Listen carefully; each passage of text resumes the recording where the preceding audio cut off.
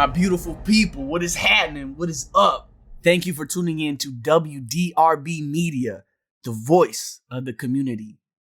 The only station giving you double the information and inspiration. You are listening to The Connected Reloaded, and I am your host, Marcelo Antonio Peña, aka Celoaffect. Follow me on all platforms on social media, IG, TikTok, YouTube, etc. at celoaffect, CELOAFFECT, or Celoaffect Health. And if you have any questions about our programs, our products, or just want to sponsor, email me at theconnectedreloaded@gmail.com. And today, our main topic is the importance of detoxifying and also strengthening the gut, the body, and the mind. Because once you have that gut-brain connection, the heart opens up and you feel amazing. Stay tuned. And I would love to give a huge shout out to today's sponsors, Purium Health Products, the most efficient delivery company, business of plant-based nutrients in history. Today, we are discussing the importance of detoxifying the gut, gut health, strengthening the body, and also the mind. Mental health is a huge proponent to becoming happy.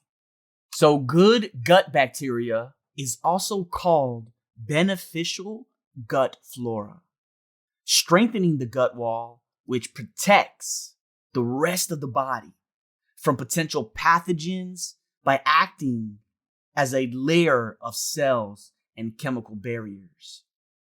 Good gut flora activates the immune system and functions in the cells, thereby ensuring that physical barriers to infection, sickness, disease are in place. So why is it important to have a healthy gut? A healthy gut contributes to so many beneficial reasonings in the body. Strong immune system, heart health, brain health, improved mood. So if you're feeling depressed, stressed, or anxious, a big part of that is cleaning up and detoxifying the gut. 70 to 80% of serotonin, which is a happy chemical, is produced inside of the intestines, in the gut. Also, your brain health. The brain-gut connection is tremendous to mental health. So by cleaning out the gut and taking care of the bottom half, as above, so below, then you also improve the mental capacity, the mental health.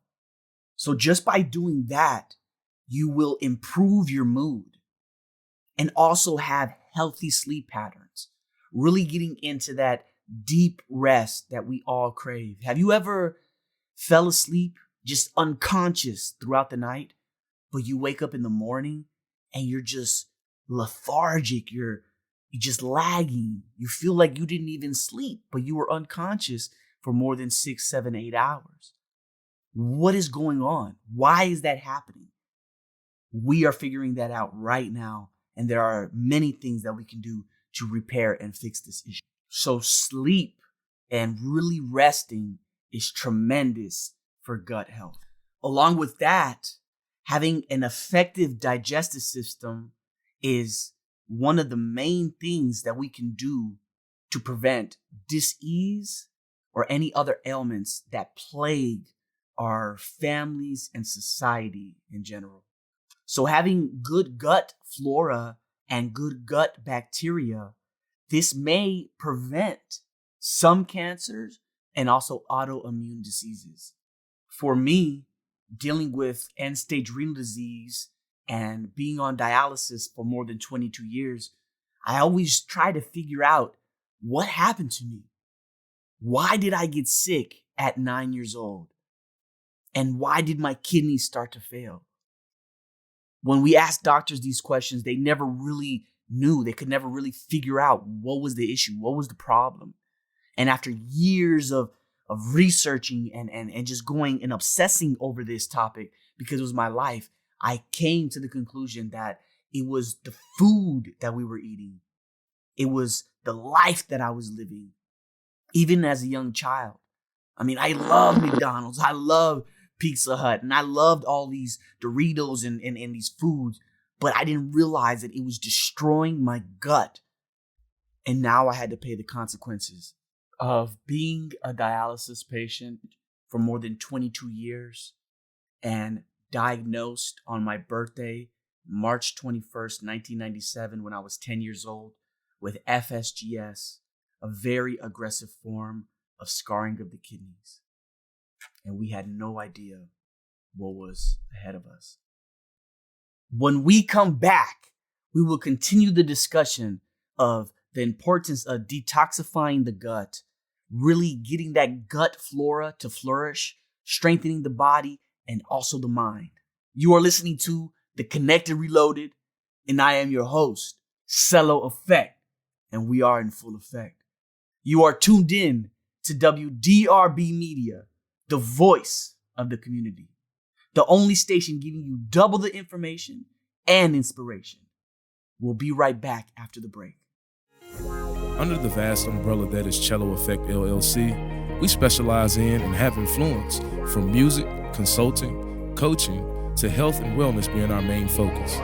Truly transform your lifestyle to experience the best version of yourself with our 30-day program. Contact www.celoaffect.com at CELOAFFECT or visit us at ishoppurium.com. That's ISHOPPURIUM.com.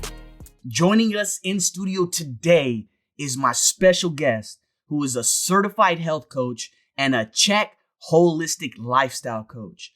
Follow him across the board on all platforms, IG, YouTube, Facebook, at Whole Health Connections.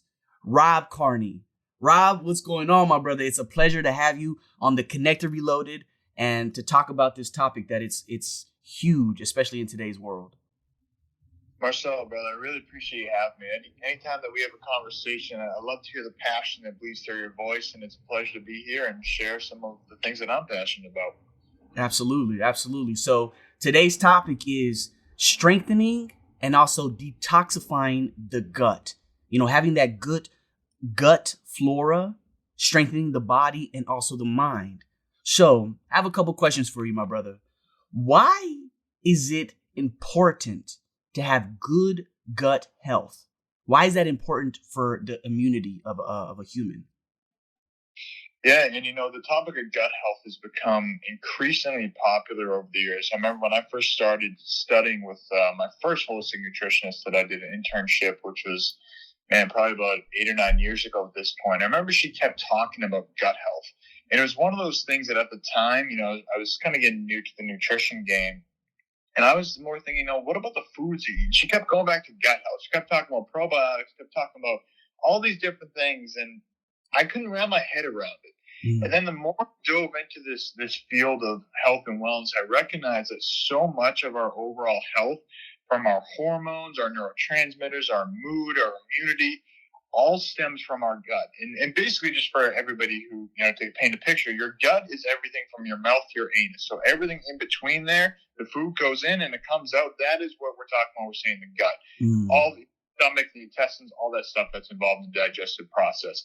So to kind of paint the picture here, we are made up of more bacteria than we are human cells, which is crazy to even imagine. Between our skin as our largest organ and our gut has tons of bacteria inside of us. There are thousands, hundreds, a bunch of different strains in there. And so each of them have a different purpose. And over the course of our life, we used to, when we were living out in nature, we'd have a natural supply of probiotics. And those are considered the good bacteria, the probiotics. We get that from eating raw foods. We get that from, getting dirt or touching things, out in nature, and then, putting our hands in our mouth after we're eating. So we had this constant flow of probiotics coming in, which are helping to build immunity. Just like you go to the gym and you strengthen muscles by having some resistance, we were strengthening those bacteria by coming in contact with other bacteria. So in a typical healthy gut, there's about 80 to 90% quote unquote good bacteria and 10 to 20% quote unquote bad bacteria. But those bad bacteria are what keep our immune system fighting. And so as we've gone through our modern age and we've used things like chemical fertilizers with glyphosate, we talk about antibiotics, we talk about antibacterial hand soap. We're really killing off a lot of these bacteria. So what once was just part of being a human was having contact with these, healthy bacteria. We've now started to look at germs as an enemy, and we start to kill a lot of these bacteria, which is causing a lot of different issues. Correlation doesn't equal causation, but as our gut health has declined and our number of bacteria has gone down, the rise in things like anxiety, depression, a lot of these things are coming up because, like I said, our hormones and our neurotransmitters are being produced in our gut from a lot of these bacteria. So that is, again, we can't say that that's the cause of it, but I would certainly say it's a contributing factor. So it also leads to digestion, a lot of other things we can dive into, but it pretty much affects everything, which is kind of a crazy truth to come to realize. I love that, man. You touched on so many different things in what you just said. And honestly, we might have to do a part 2 because you're very well versed in a lot of this stuff. So for the audience listening, how do you know if your gut needs healing? Yeah, that's a great question. And I think that the first thing I look at is after you eat, how do you feel? Do you feel bloated? Do you feel indigestion? Do you feel heartburn? Do you feel any sort of, dis-ease when it comes to digestion and anything surrounding food? So when we're looking at that, if you're feeling any of those symptoms I just mentioned, maybe you feel fatigued after a meal, maybe you get headaches after a meal, that can be a sign that there's some dysfunction going on in the gut. And that could be things like food sensitivities, which oftentimes is a lack of digestive enzymes, which again comes from our gut starting in the saliva. So there's a whole host of things, but I'd say bloating, indigestion, constipation, diarrhea, anything with irregular bowel movements is going to be a sign that your gut needs some work. And there's a whole lot of causes we can dive into, but try to keep it simple for the part 1. For sure.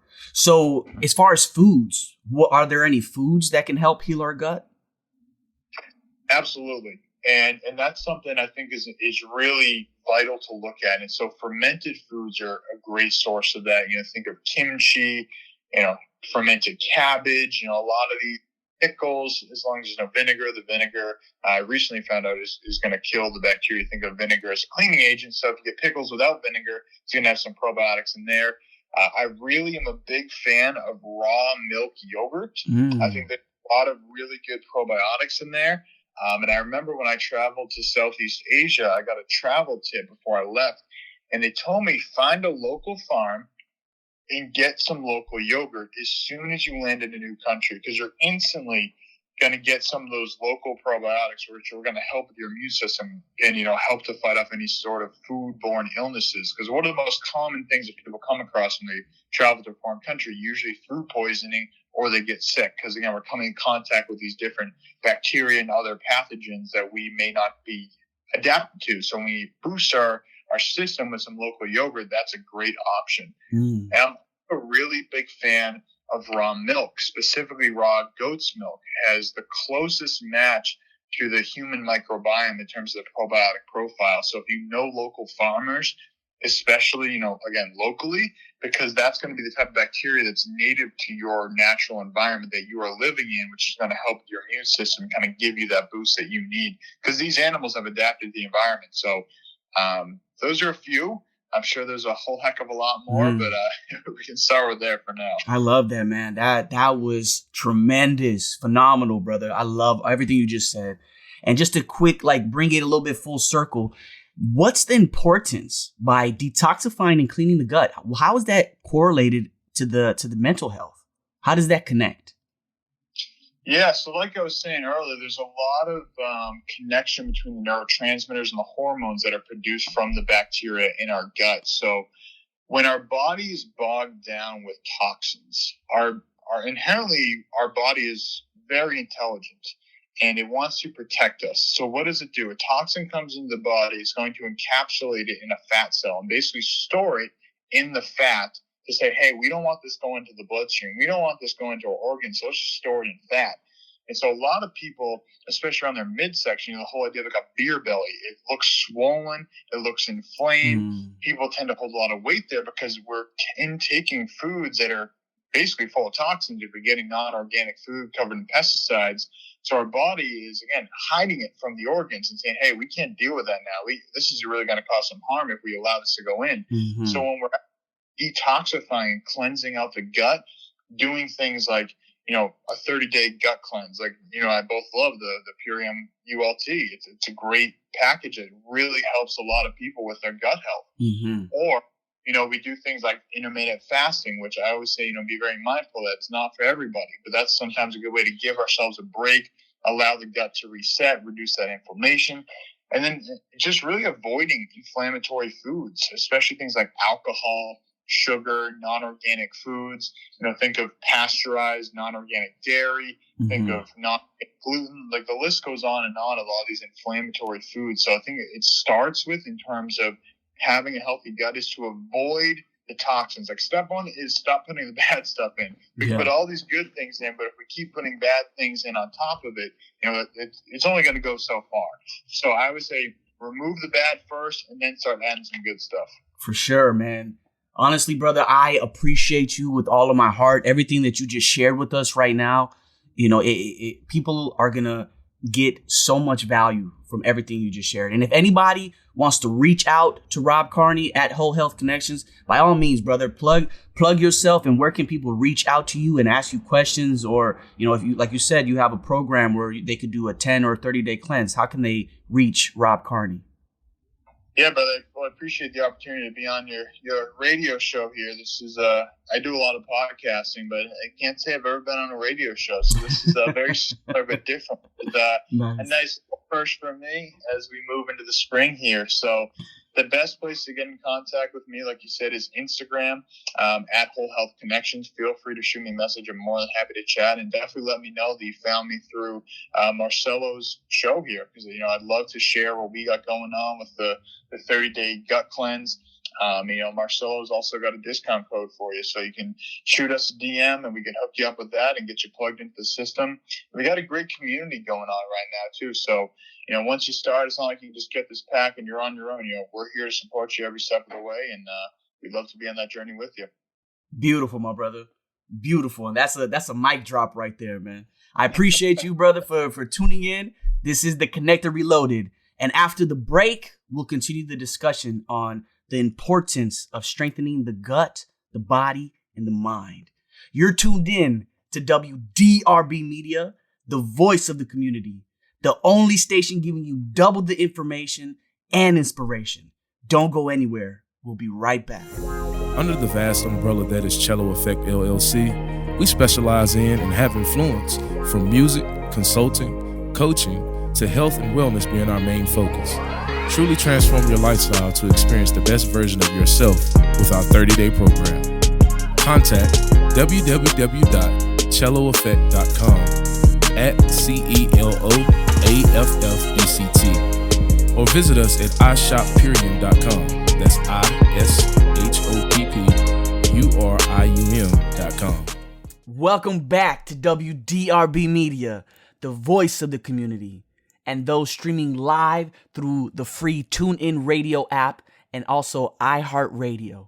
You are listening to The Connector Reloaded, and I am your host, celoaffect.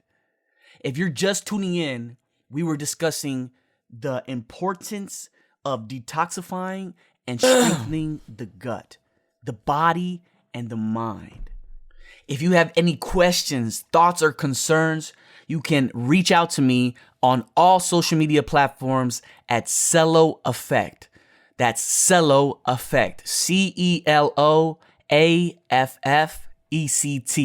TikTok, YouTube, Instagram, or email me at theconnectorreloaded@gmail.com. Now for the next few minutes, I would like to play this excerpt from TED Talk about how the food you eat affects your brain by Mia Nakamura.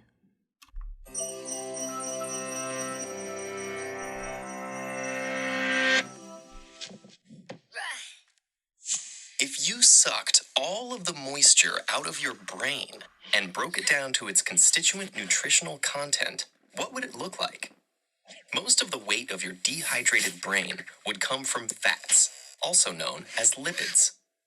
In the remaining brain matter, you would find proteins and amino acids, traces of micronutrients, and glucose. The brain is, of course, more than just the sum of its nutritional parts, but each component does have a distinct impact on functioning, development, mood, and energy. So that post-lunch apathy or late-night alertness you might be feeling, well, that could simply be the effects of food on your brain.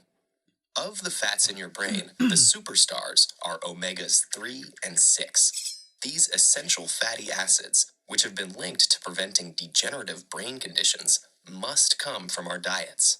So eating omega-rich foods like nuts, seeds, and fatty fish is crucial to the creation and maintenance of cell membranes. And while omegas are good fats for your brain, long-term consumption of other fats, like trans and saturated fats, may compromise brain health. Meanwhile, proteins and amino acids, the building block nutrients of growth and development, manipulate how we feel and behave.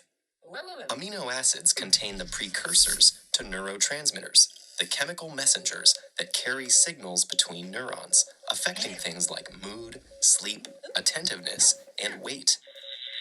They're one of the reasons we might feel calm after eating a large plate of pasta, or more alert after a protein-rich meal. The complex combinations of compounds in food can stimulate brain cells to release mood-altering norepinephrine, dopamine, and serotonin. But getting to your brain cells is tricky, and amino acids have to compete for limited access.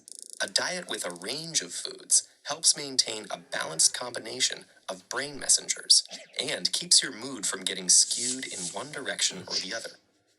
Like the other organs in our bodies, our brains also benefit from a steady supply of micronutrients. Antioxidants in fruits and vegetables strengthen the brain to fight off free radicals that destroy brain cells, enabling your brain to work well for a longer period of time. And without powerful micronutrients like the vitamins B6, B12, and folic acid, our brains would be susceptible to brain disease and mental decline. Trace amounts of the minerals iron, copper, zinc, and sodium are also fundamental to brain health and early cognitive development. In order for the brain to efficiently transform and synthesize these valuable nutrients, it needs fuel, and lots of it. While the human brain only makes up about 2% of our body weight, it uses up to 20% of our energy resources. Most of this energy comes from carbohydrates that our body digests into glucose or blood sugar. The frontal lobes are so sensitive to drops in glucose, in fact, that a change in mental function is one of the primary signals of nutrient deficiency. Assuming that we are getting glucose regularly, how does the specific type of carbohydrates we eat affect our brains? Carbs come in 3 forms: starch, sugar, and fiber. While on most nutrition labels, they are all lumped into one total carb count, the ratio of the sugar and fiber subgroups to the whole amount affect how the body and brain respond. A high glycemic food, like white bread, causes a rapid release of glucose into the blood, and then comes the dip. Blood sugar shoots down, and with it, our attention span and mood. On the other hand, oats, grains, and legumes have slower glucose release, enabling a steadier level of attentiveness. For sustained brain power, opting for a varied diet of nutrient-rich foods is critical. When it comes to what you bite, chew, and swallow, your choices have a direct and long-lasting effect on the most powerful organ in your body. And there you have it. The importance of the gut-brain connection. Join us next week as we continue our discussion on personal development and how to go about that. We want to thank today's guests, Rob Carney at Whole Health Connections, for joining us. And thank you everyone for tuning in. Continue to tune in every Friday at 9:30 a.m. Please remember to connect with me by going to WDRB Media, click on the radio shows tab, and scroll to the bottom to see the Connected Reloaded lineup. Also, if you want to be a special guest on the show or would like advertising/sponsorship, you can reach out to me at theconnectedreloaded@gmail.com or message me on IG, Facebook at Marcelo A. Pena /@celoaffect. You have been listening to The Connected Reloaded, and I am your host, celoaffect, and we are in full effect. On WDRB Media, the voice of the community, for double the information and inspiration. Until next week, continue to be blessed, my friends. Much love, always.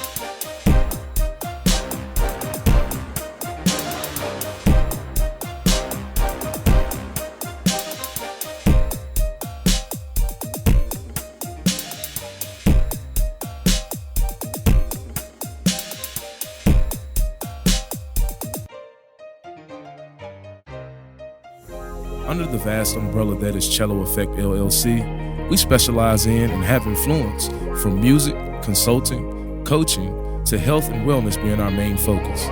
Truly transform your lifestyle to experience the best version of yourself with our 30-day program. Contact www.celoaffect.com @CELOAFFECT or visit us at ishoppurium.com. That's ISHOPPURIUM.com.